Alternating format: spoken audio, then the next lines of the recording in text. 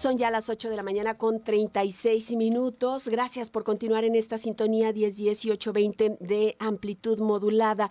Esta mañana la nota principal de la edición impresa del diario NTR nos la ofrece nuestro compañero Edgar Flores, y es que establece que hay preocupan trampas en las clases. La Secretaría de Educación Jalisco podría hacer un diagnóstico hasta que los estudiantes vuelvan a las aulas.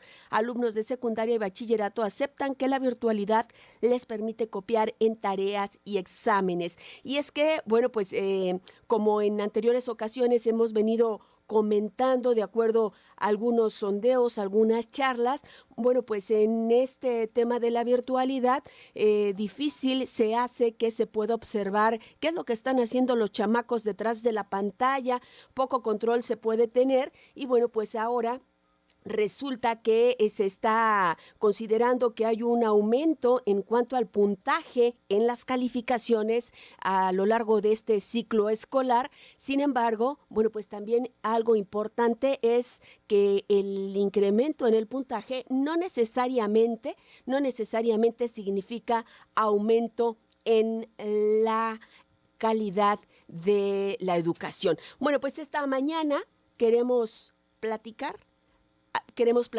con el presidente ejecutivo de Mexicanos Primero, David Calderón, para que desde su perspectiva nacional él nos comparta pues qué es lo que se percibe con este nuevo dato de este incremento del puntaje, que no necesariamente de calidad educativa. Muy buenos días, ¿cómo está? Bienvenido.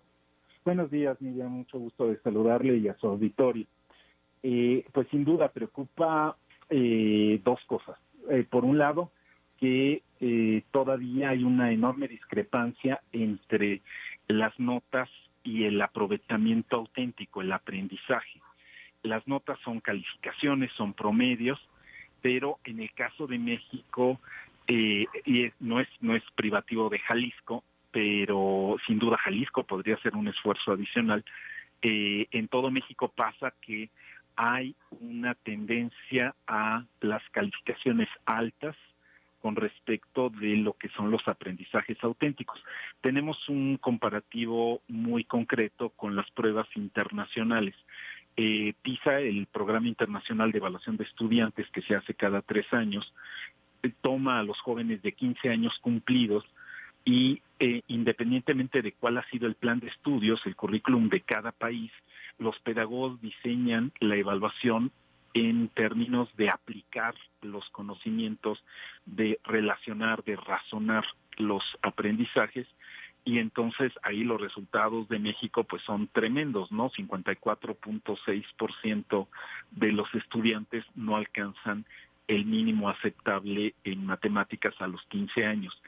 Y están inscritos en su grado escolar, es decir, la mitad de ellos no pueden seguir ya aprendiendo porque no tienen esos fundamentos. Entonces, el alto desempeño en los mexicanos es apenas del 1%. 1 de cada 100 apenas alcanza los más altos niveles en lengua o en ciencias o en matemáticas, que son las 3 competencias que mide la prueba.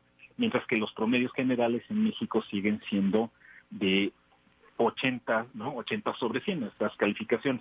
Entonces, cuando en Jalisco dicen es que subió el promedio de 82 a 83 o de 82.9 a 84.5, pues ciertamente lo que muestra en concreto es que las calificaciones están desconectadas del aprendizaje, que hay una tendencia a la laxitud, que hay una tendencia a subrayar la nota por encima del aprendizaje, y que todas estas prácticas de considerar elementos secundarios que no tienen que ver con el desempeño, por ejemplo, si la presentación es más conforme a los gustos estéticos del profesor y si el folder, si lo entregan juntos, si te subo punto porque callas, si te subo punto porque hablas, es tan disperso que en el fondo pues las notas siguen siendo una referencia lejana a lo que es el auténtico aprendizaje.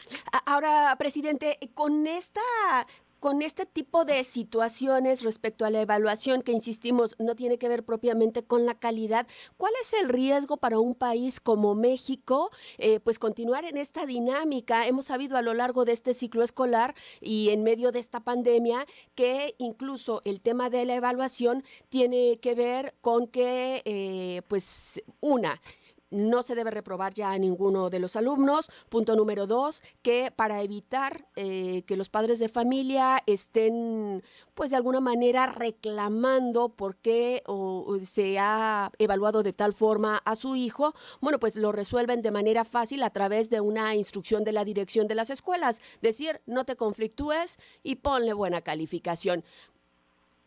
Así es decir, el riesgo, por supuesto, es engañarnos, es todos confiar en que estamos avanzando cuando no lo estamos haciendo. Y nos ocurre en un montón de aspectos de la vida nacional, cuando escogemos un indicador y no reconocemos que el resto de los procesos no han estado resueltos. Entonces, no sé, alguien para hablar de la economía dice, no, oigan, vean cómo está firme el peso, porque todavía se comporta con respecto del dólar de cierta manera y pues bueno, la fluctuación es mínima, y por eso la economía es estable y está creciendo. No, no es cierto. Son los negocios cerrados y es solo un aspecto el que estamos considerando. Entonces, el riesgo es que el aprendizaje esté en la simulación, el aprendizaje de los chicos esté en... Lo importante es sacar la nota.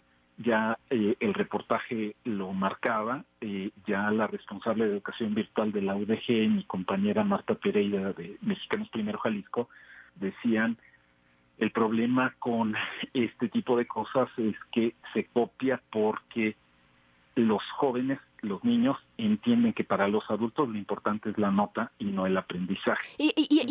Para el desarrollo de nuestro país, para el crecimiento en el ámbito internacional, para encontrar verdaderas soluciones a los graves problemas que tenemos en el país, este tipo de simulaciones, ¿qué representa?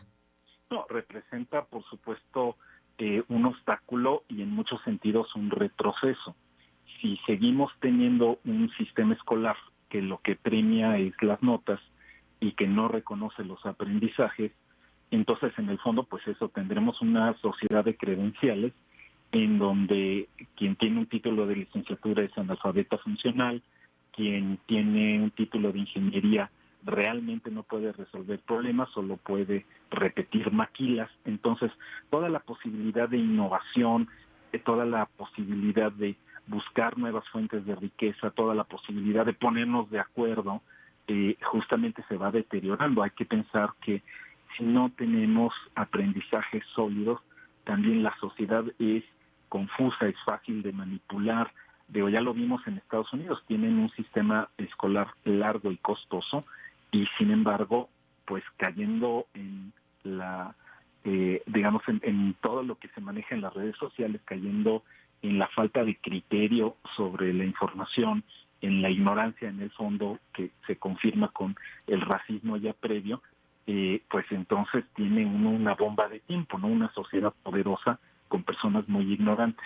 La nuestra sería una sociedad empobrecida, porque México es increíblemente rico, solo que está empobrecido porque no aprovechamos esos recursos, y están ahí muertos de la risa porque no sabemos sacarle provecho a partir de tener un auténtico acento en el aprendizaje. Es muy pasivo, incluso, y en ese sentido sí hay que reconocerle a Jalisco el esfuerzo, no el logro, pero sí el esfuerzo de hacer algo más que el sistema educativo nacional en este momento. Pero cuando la estrategia de este país es aprende en casa, es una transmisión televisiva, 100 minutos por día para los niños de primaria, a la televisión que no le puedes preguntar nada, que no te está proponiendo ningún No hay retroalimentación. No hay retroalimentación, no hay verificación de las competencias. Entonces, vamos por un camino equivocado. Ya íbamos por un camino equivocado, ahora la pandemia lo hace más evidente, lo recrudece, porque efectivamente vamos a tener personas que tienen 100 y no tienen una noción sólida y sobre todo no pueden practicar o implementar aquello que se supone está en los planes de estudio. Bien, muchísimas gracias, presidente ejecutivo de Mexicanos Primero, David Calderón, por acompañarnos esta mañana.